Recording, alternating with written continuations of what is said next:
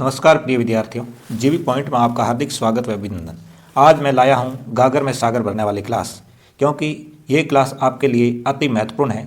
इस क्लास को देखने पे आपको पता चलेगा कि अपनी तैयारी कितनी और कहां तक है, कितनी और बाकी है। इस सभी बातों को अपन इसी प्रश्न पत्र के माध्यम से हल कर पाएंगे, जान पाएंगे कि अपने को अब तक कितनी तैयारी करनी है और कितनी तैयारी अब कर चुके हैं।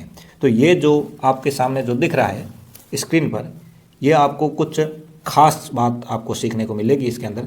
ये जो आपका माध्यमिक शिक्षा बोर्ड राजस्थान अजमेर 2024 द्वारा आयोजित प्रश्न पत्र है, जो कक्षा 10 के हिंदी विषय का है। कक्षा 10 के हिंदी विषय का प्रश्न पत्र देखेंगे तो उसका जो समय है वो 3 घंटे 15 मिनट का है और जो पूर्णांक है वो 80 अंक का है। तो इससे संबंधित जितने भी प्रश्न हैं उनको मैं अपने हाथ से लिखे प्रश्नों के उत्तर जो है वो आपके सामने लाऊंगा।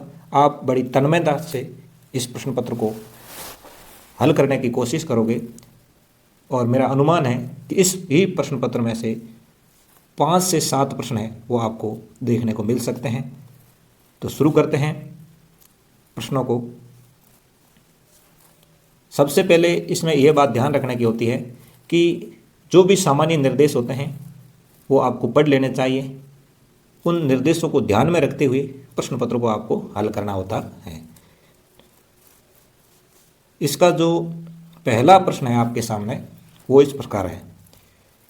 पहला प्रश्न है कि निम्नलिखित वस्तुनिष्ठ प्रश्नों के उत्तर अपनी उत्तर पुस्तिका में लिखिए। आप क्या करोगे, इन वस्तुनिष्ठ प्रश्नों के उत्तर जो है आप इसे उत्तर पुस्तिका में लिखोगे।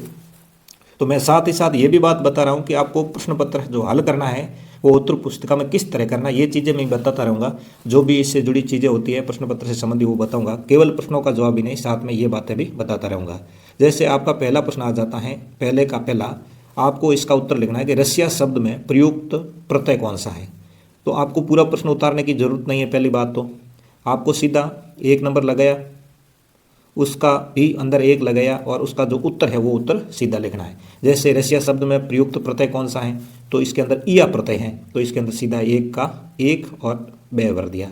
इस तरीके से आपको उत्तर लिखने हैं ताकि आपका समय है वो छोटे प्रश्नों में ज़्यादा न लगे और बड़े प्रश्नों को करने में आपको सोचने का समय मिले। इसलिए छोटे प्रश्न उनका सीधा उत्तर लिखोगे, प्रश्न उतारने की आपको कोई आवश्यकता नहीं है। जैसे दूसरा प्रश्न आ गया, गुण स्वर संधि का सही उदाहरण बताओ। तो गुण स्वर संधि है, उनका सही उदाहरण आपको देखने को मिलता है, वो इस प्रकार है, रमेश, विद्यालय, मतैक्य, निरोग। तो इसमें मैंने आपको कई बार बताया होगा पहले भी क्लासों के अंदर। तो उसके अंदर जो एक मात्रा वाले शब्द होते हैं वो गुण संधि के होते हैं। तो आप सीधा 2 नंबर लगाओगे और उसका उत्तर सीधा ए लिख करके उसे छोड़ दोगे। तो आपका जांचने वाला सीधा सही जांच करके आपको नंबर दे देगा। कई आगे लिखने की जरूरत नहीं है। आप जैसे रमेश लिख रहे हो या लिख रहे हो, इसमें समय खराब करने की आपको आवश्यकता नहीं होती है।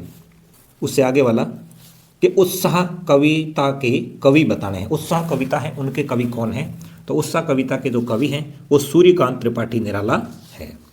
आगे चौथा प्रश्न, राम लक्ष्मण परशुराम संवाद की भाषा जो है वो बताओ। तो इसके अंदर उनकी भाषा क्या थी? उनकी भाषा थी अवधी, अवधी भाषा थी। आप देखोगे अवधि 2 तरीके से होता है। एक अवधि में धी छोटी होती है, एक अवधि जो होती है उसमें धी बड़ी होती है। तो धी छोटी है उसका तो मतलब होता है समय, और जो धी बड़ी है उसका मतलब होता है भाषा। तो ये बात आपको पता होनी चाहिए। आगे 5वां प्रश्न है कि गोपियों ने भ्रमर के बहाने किस पर व्यंग्य बाण छोड़े हैं। तो गोपियों ने भ्रमण के बहाने किस पर व्यंग्य बाण छोड़े हैं? तो उर्दू जो है उस उर्दू पर व्यंग्य बाण छोड़े हैं। आगे देख लेते हैं 6 नंबर प्रश्न, नागार्जुन का जन्म हुआ था, कहाँ हुआ था? बिहार के अंदर हुआ था। अगला प्रश्न, कैप्टन किसका नाम था? तो कैप्टन जो था वो नाम किसका था? चश्मे वाले का नाम था। अगला है, अजनबी अंदाज व्यंग्य के लेखक कौन है? अजनबी अंदाज जो व्यंग्य है इनके लेखक कौन है? तो इनके लेखक आपके हैं यशपाल। बड़े ही सरल प्रश्न पूछे गए हैं। आपने अगर अभी तक नहीं पढ़े हैं तो इन प्रश्नों को आप अच्छी तरह से पढ़ लेना। इसमें से आपको मैं कह रहा हूँ 5 से 7 प्रश्न इसी में से देखने को मिलेंगे। आगे हैं, बाल गोविंद भगत पाठ की विद्या है। बाल गोविंद भगत आपने पढ़ा होगा पाठ, तो वो कौन सी विद्या में है? तो वो है आपका रेखा चित्र विद्या के अंदर। 10वां प्रश्न है, संस्कृति का परिणाम क्या होता है? संस्कृति का परिणाम होता है सभ्यता। क्या होता है? सभ्यता। अगला है, हमारे समाज में नाक किसका प्रतीक है? नाक हमारे समाज में इज्जत का प्रतीक होता है। इसका प्रतीक होता है, इज्जत का प्रतीक होता है।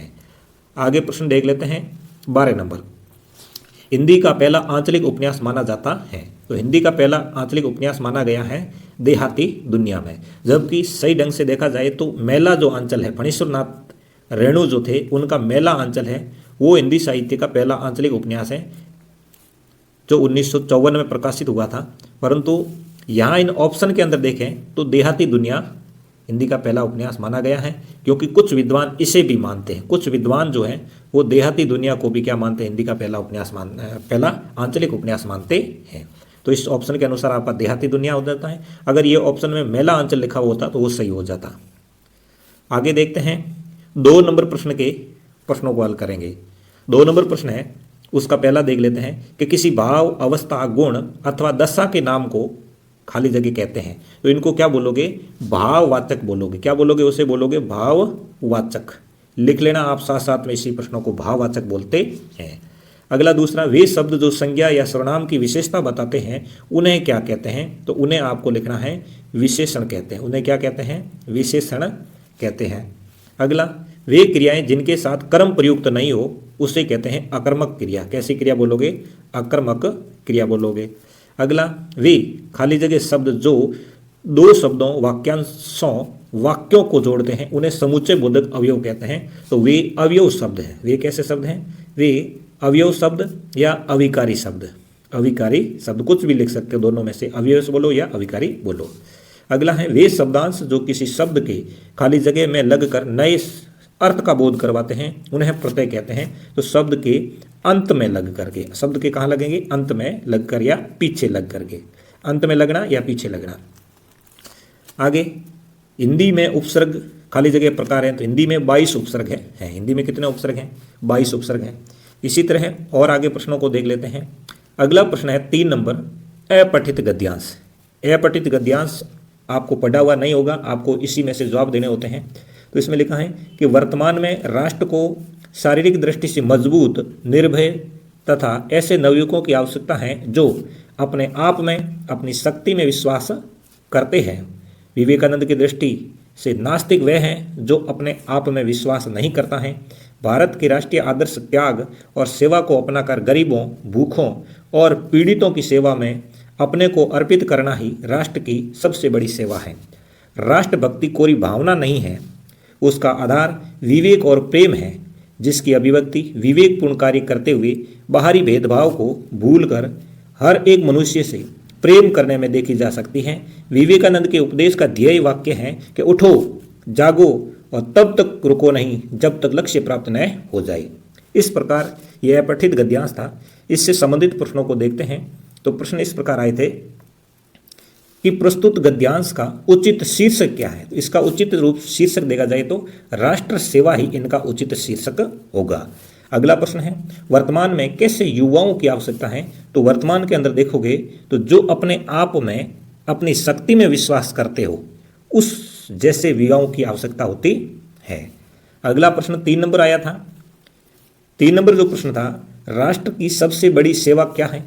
तो राष्ट्र की जो सबसे बड़ी सेवा है वो भारत के राष्ट्रीय आदर्श त्याग और सेवा को अपनाकर गरीबों, भूखों और पीड़ितों की सेवा में अपने को अर्पित करना ही राष्ट्र की सबसे बड़ी सेवा है। ये उस गद्यांश के अंदर अच्छी तरह से साफ साफ लिखा हुआ है, आप उसी गद्यांश से लिख सकते हो, मैंने जो वहाँ से लिखा है।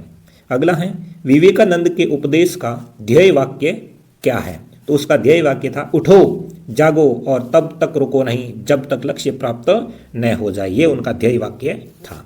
अगला है, राष्ट्रभक्ति की भावना का आधार किसे माना गया है।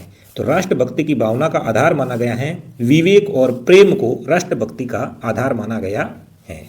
अगला प्रश्न है, नास्तिक शब्द का विपरीतार्थक शब्द गद्यांश से छांट कर लिखिए। विपरीतार्थ का मतलब होता है विलोम शब्द छांटना बच्चों, ये बात आपको पता होनी चाहिए। विपरीतार्थ का मतलब होता है विलोम। तो नास्तिक का विलोम होता है आस्तिक।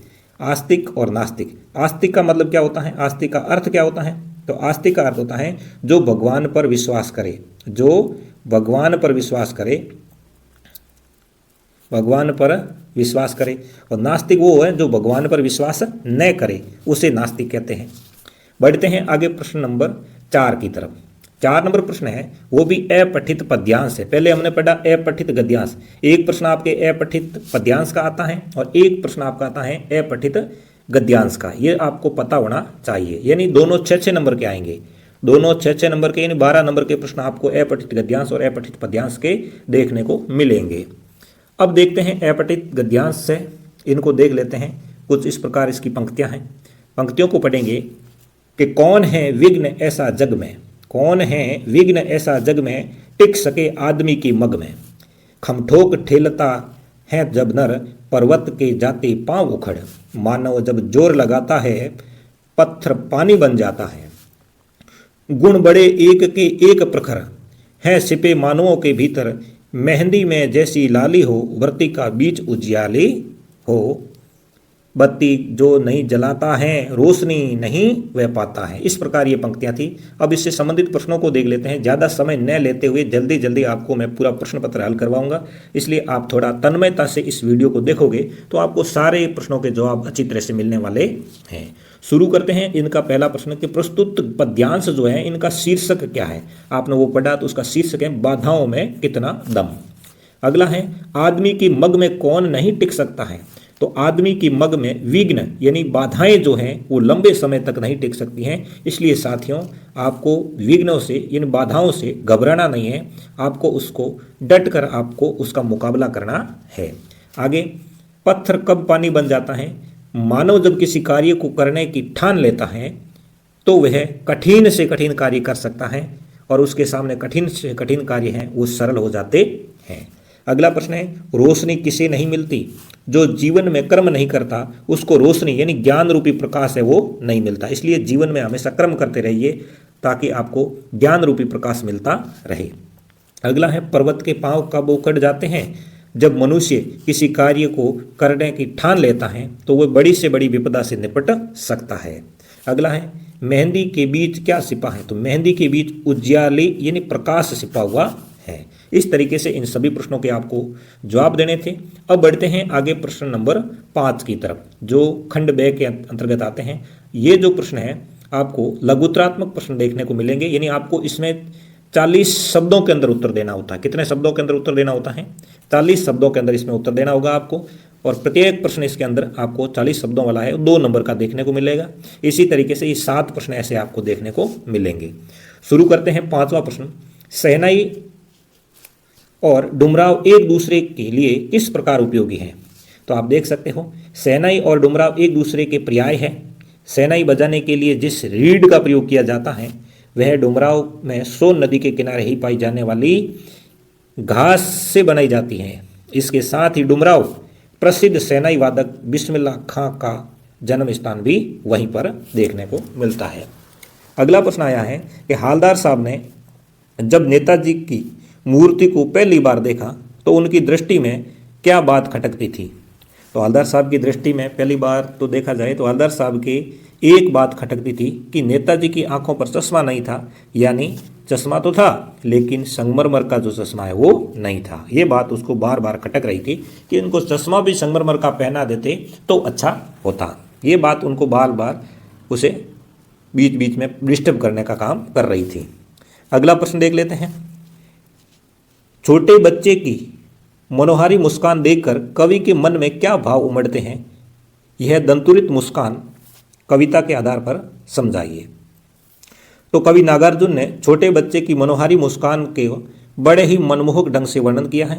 वह कहते हैं कि बच्चे के मुस्कान में इतनी शक्ति होती है कि पाषाण हृदय को भी जल बना देती है। इसमें कवि ने बच्चे की माँ को भी धन्यवाद दिया है कि वह बच्चे और पिता का परिचय करवाती है। पिता प्रवास गए होने के कारण प्रथम बार बच्चे को देखते हैं। शिशु की निर्दोष मुस्कान में अद्भुत शक्ति समाई रहती है, यही संदेश कविता में व्याप्त है। इस तरीके से आपको इन प्रश्न का जवाब देना था। अगला प्रश्न है, इससे संबंधित दंतुरित मुस्कान से संबंधित प्रश्न अगली परीक्षा में आपके 100% आने वाला है। इसलिए दंतुरित मुस्कान वाले जितने भी प्रश्न हैं आपको पढ़ करके याद करने हैं। अगला है उत्साह। कविता का मूल भाव क्या है। उत्साह शीर्षक कविता एक आह्वान गीत है। पहली बात तो ये एक आह्वान गीत है। इसमें बादलों के माध्यम से मानव के उत्साह का वर्णन हुआ है। कविता में बादल एक और पीड़ित प्यासे जन की आकांक्षाओं को पूरा करने वाला है, तो दूसरी ओर बादल नई कल्पना और नए अंकुर के लिए विध्वंस, विप्लव और क्रांति चेतना को संभव करने वाला भी है। तो ये प्रश्न कुछ इस प्रकार थे। बढ़ते हैं प्रश्न नंबर 9 की तरफ। 9 नंबर प्रश्न है कि गैंगटॉक शहर को देखकर लेखिका को क्या अनुभूति हुई। लेखिका ने वहाँ के लोगों का संघर्ष देखकर असुविधाओं के बीच भी बादशाहों जैसा सम्मान मस्त अंदाज में जरा भी दीनता की भावना नहीं रखते देख अनुभव किया कि गंगटॉक जो शहर है यहाँ के लोग बड़ी मेहनत कश लोग हैं, ऐसा उन्होंने अनुभूति आई, ऐसा उन्होंने अनुभूत किया। अगला प्रश्न है सांप निकलने पर पानी फेंकते बच्चों की क्या प्रतिक्रिया हुई। माता का अंचल पाठ के आधार पर समझाइए। माता का अंचल पाठ में से अगला प्रश्न आने वाला है, इसलिए अच्छी तरह से इस पाठ को आप पढ़ लेना। माता का अंचल पाठ में भोलानाथ द्वारा बच्चों की पशु पक्षियों के प्रति शरारती प्रवृत्ति को दर्शाया गया है, जो प्रकृति के लिए उचित नहीं है। यदि पशु पक्षी नहीं रहेंगे तो पर्यावरण का संतुलन बिगड़ जाएगा, इसलिए बच्चों को पशु पक्षियों से दूर रहकर खेल खेलने की शिक्षा देनी चाहिए। अगला है नमक मिर्च लगाना, मुहावरे का अर्थ बताते हुए वाक्य में प्रयोग कीजिए। नमक मिर्च लगाना इन बात को बढ़ा चढ़ा करके कहना, यानी राम ने गुरु को मोहन की बातों में नमक मिर्च लगाकर बताया। मोहन की जो बातें थी उनको नमक मिर्च लगा करके बताया। इस तरीके से अपने 11 प्रश्न हो जाते हैं। बढ़ते हैं अगले प्रश्न की तरफ। 12 नंबर प्रश्न, ये जो आपको गद्यांश है ये पठित गद्यांश है। पहले हमने 2 पढ़े थे, वो थे अपठित जो 6-6 नंबर के थे, और ये जो पठित गद्यांश है ये 4-4 नंबर के मिलेंगे आपको। 4-4 यानी चारों मिलाते हैं तो 20 नंबर के तो गद्यांश और पद्यांश ही मिलने वाले हैं। अब इसमें देखो, आग के आविष्कार में कदाचित पेट की ज्वाला की प्रेरणा एक कारण रही। सुई धागे के आविष्कार में शायद शीतोष्ण से बचने और शरीर को सजाने की प्रवृत्ति का विशेष हाथ रहा। अब कल्पना कीजिए उस आदमी की जिसका पेट भरा है, जिसका तन ढका है, लेकिन जब वह खुले आकाश के नीचे सोया हुआ रात के जगमगाते तारों को देखता है तो उसको केवल इसलिए नींद नहीं आती क्योंकि वह यह जानने के लिए परेशान है कि आखिर यह मोती भरा थाल क्या है। पेट भरने और तन ढकने की इच्छा मनुष्य की संस्कृति की जननी नहीं है। पेट भरा तन ढका होने पर भी ऐसा मानव वास्तव में संस्कृत है, निठल्ला नहीं बैठ सकता। तो ये जो आपका पठित गद्यांश है तो आपको पता होना चाहिए आया कहाँ से है। तो ये आपका आया है संस्कृति नामक एक पाठ था जो बदंत आनंद कौशल्यायन थे, उन्होंने लिखा था, वहाँ से ये आपको दिया है। बदंत आनंद कौशल्यायन के संस्कृति पाठ से लिया है। अब इससे संबंधित प्रश्नों को भी देख लेते हैं कि आग के आविष्कार में क्या प्रेरणा रही होगी। तो आग के आविष्कार में कदाचित पेट की ज्वाला की प्रेरणा एक कारण रही है। फिर है शरीर को सजाने की प्रवृत्ति किसके आविष्कार का कारण बनी, तो सुई धागे के आविष्कार का कारण बनी।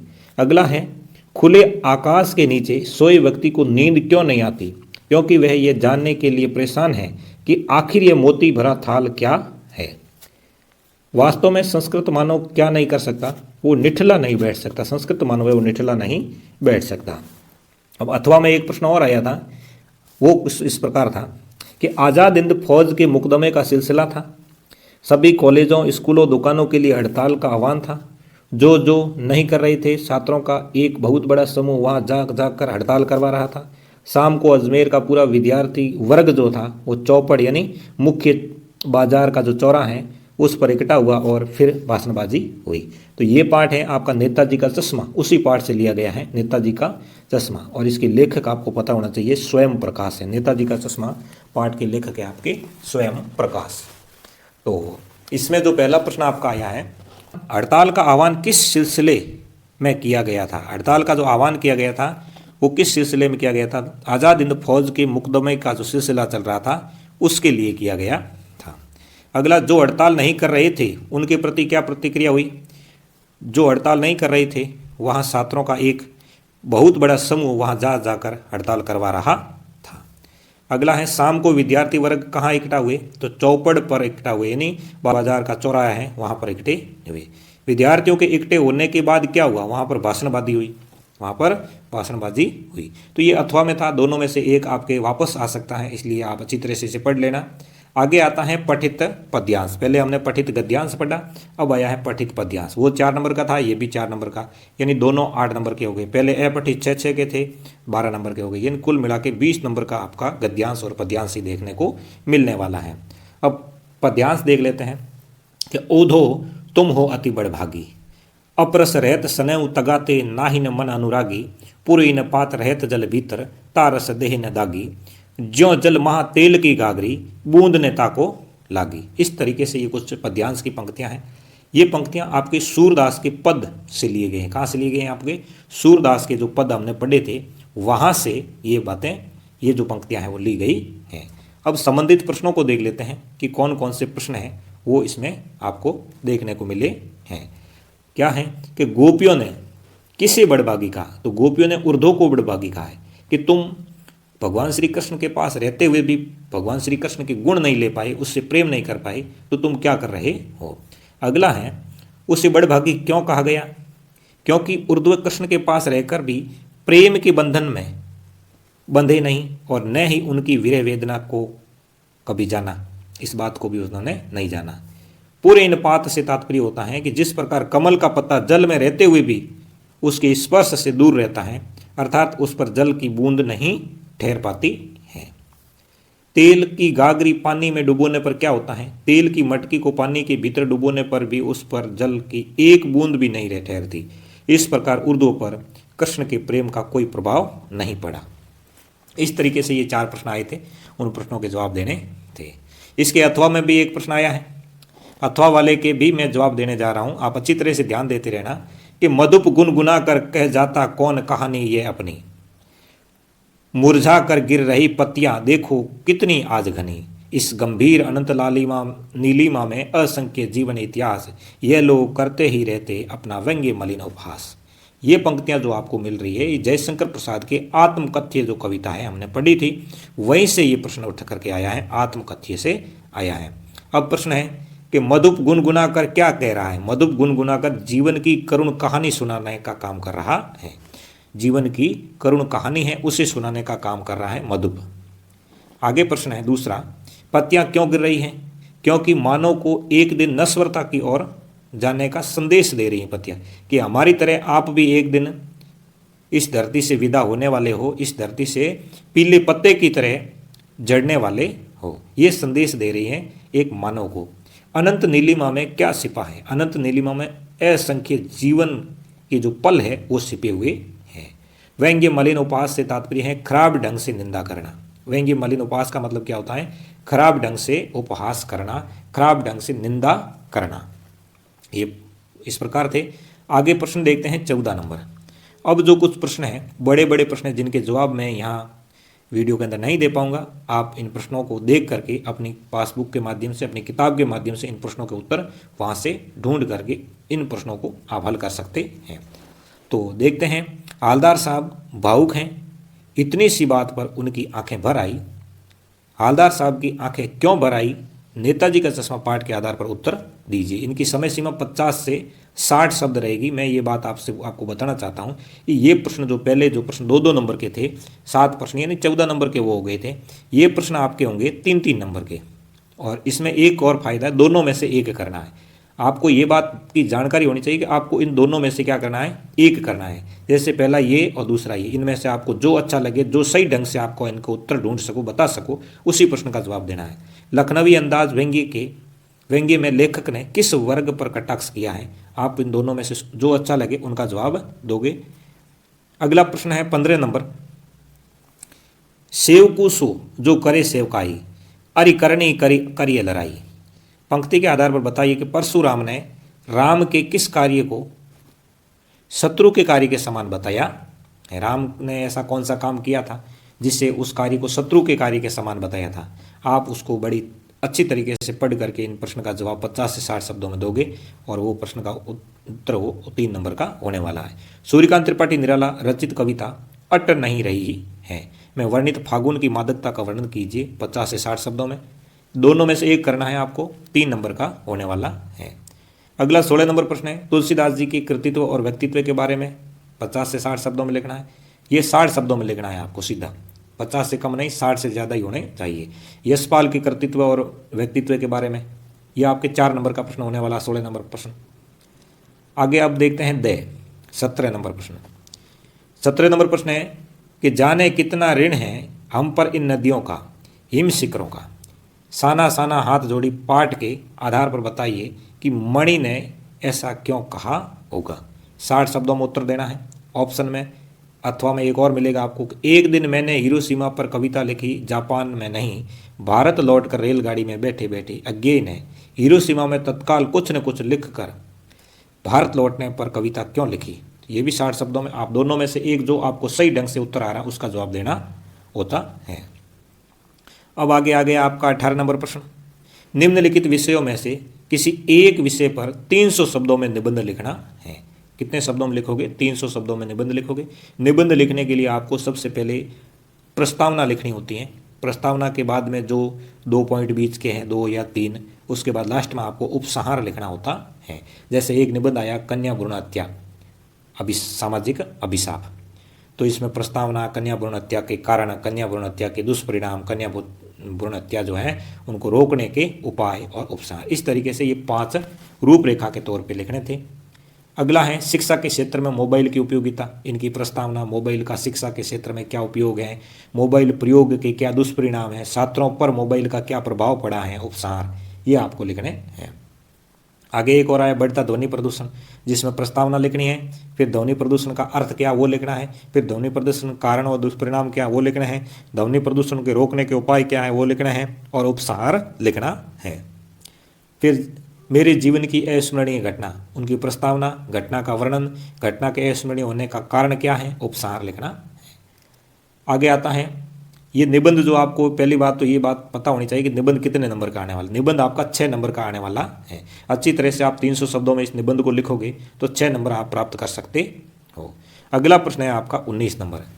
स्वयं को राजकीय उच्च माध्यमिक विद्यालय नाहरपुर का छात्र राहुल मानकर अपने विद्यालय के प्रधानाचार्य से विद्यालय में पुस्तकालय सप्ताह मनाए जाने हेतु प्रार्थना पत्र लिखिए। आपको प्रार्थना पत्र लिखना है। सिर्फ और सिर्फ यहाँ कुछ नया हो सकता है, पुस्तकालय सप्ताह की जगह दूसरा हो सकता है, बाकी सेम ही चीज़ होती हैं। आप पुस्तकालय सप्ताह है तो यहाँ छुट्टी के लिए हो, या शादी के लिए हो, या और ट्रांसफ़र के लिए हो, टीसी के लिए हो, तो यहाँ पे आपको इतना ही जो विषय है वो चेंज करना पड़ता है। बाकी जो भी लिखने की जो रूपरेखा है वो सेम रहती है। स्वयं को रामगढ़ निवासी अर्जुन मानते हुए अपने मित्र राकेश को जीवन के अनुशासन का महत्व बताते हुए पत्र लिखिए। तो आपको ये पत्र लिखना है, प्रार्थना पत्र लिखना है। दोनों में से एक लिखना है, दोनों को नहीं करना है। आपको दोनों में जो सही लगे उसको ही करना है। ये बात आप पूरी तरह से ध्यान रखोगे। अगला है 20 नंबर प्रश्न। 20 नंबर प्रश्न है महिला उद्यमिता केंद्र द्वारा बनाए गए अचार और पापड़ की बिक्री हेतु एक विज्ञापन लिखिए। विद्यालय में छात्रों द्वारा उपयोगी वस्तुएं से निर्मित वस्तुओं की प्रदर्शनी देखने के लिए एक विज्ञापन लिखिए। ये 2 विज्ञापन है, आपको दोनों में से जो सही लगे वो विज्ञापन लिखना है। तो इस तरह ये मैंने 2024 का जो प्रश्न पत्र था, यानी पिछले वर्ष का जो प्रश्न पत्र था, गत वर्ष का जो प्रश्न पत्र था, वो मैंने आपको पूरी तरह से हल करवाया है। और इस प्रश्न पत्र को देखते हुए अपनी तैयारी का पता लगाओगे। तैयारी में अगर कमी हो तो अभी तक आपके पास में 1.5 महीने का समय पड़ा लगभग आपके पास में। आप आराम से इस प्रश्न पत्र को ध्यान में रखते हुए अपनी तैयारी को बड़े तन्मयता से करोगे। मैं उम्मीद करता हूँ कि आप इस तैयारी को तन्मयता से करते हुए अपने नंबरों में बढ़ोतरी कर सकते हो। तो इसी तरह मैं अन्य और भी आपको पेपर उपलब्ध करवाऊँगा, उन पेपरों को आप हल करोगे ताकि आपका स्कोर अच्छा से अच्छा बने। यही मेरी उम्मीद है, कामना है। फिर मिलते हैं अगले नए प्रश्न पत्र के साथ। तब तक के लिए जय हिंद, जय भारत।